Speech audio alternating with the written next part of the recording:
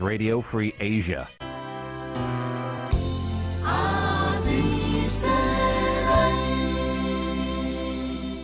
អញ្ញាធរបានចាប់ខ្លួនស្ត្រីចំនួន13នាក់នៅក្នុងព្រឹត្តិការណ៍រារាំងអតីតអ្នកភូមិមួយនៃតំបន់បឹងកក់ចំនួន18គ្រួសារមិនឲ្យសង់ទីជម្រកវិញនៅលើដីគាត់ដែលត្រូវបានគេបូមខ្សាច់រំលេចនិងវាយកំទេចដោយគ្មានសំណងកាលពីឆ្នាំ2010ក្នុងចំណោមស្ត្រីទាំង13នាក់ដែលត្រូវបានចាប់ខ្លួននោះមានលោកស្រីទេពបណ្ណីតលស្រីពៅហេងមុំគង់ចន្ទថា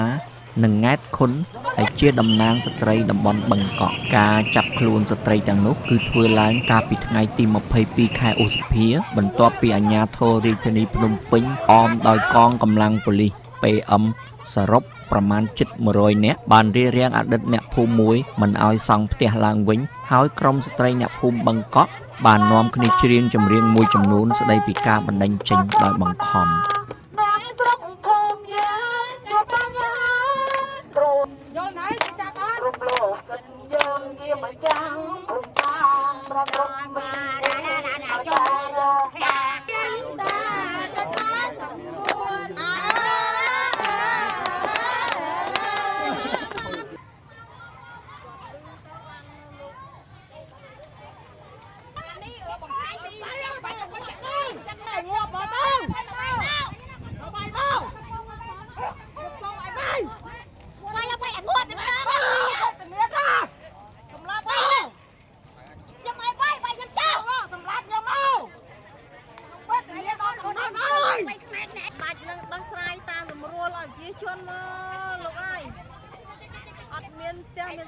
คนปันบงเป็นเล็กเฮ้ยคือเหมือนปันต่อสายเอาพวกขยมเมสำตัดเตียนในลำปีเห็นตาจนใส่ปูนเอา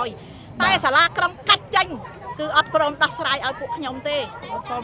จังขยมสมเปียงเนี่ยดอสำตัดดอไอเอาปานเชียบพองคือทาอนุกระสำตัดมา108 ใบนึงนะแต่กัดเอาสาระกรำต่อสายคือสาระกรำอัดปานต่อเตะหรือสาระกรำเก่งจำนันปีเลยพวกขยม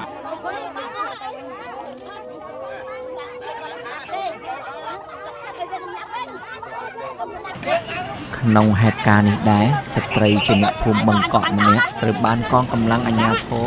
វាយឲ្យរបួសក្បាលចំនួន3ធ្នេរនៅល្ងាចថ្ងៃទី22ខែឧសភាក្រុមស្ត្រីអ្នកភូមិបឹងកក់បានឲ្យដឹងតាមទូរស័ព្ទពីកន្លែងថតខ្លួននៅឯស្នងការដ្ឋាននគរបាលរាជធានីភ្នំពេញថាពួកគាត់ប្រឈមនឹងការចោទប្រកាន់ពីបទទន្ទ្រានយកដីរបស់អ្នកភូមិចំនួន18គ្រួសារនៅភូមិមួយនៃតំបន់បឹងកក់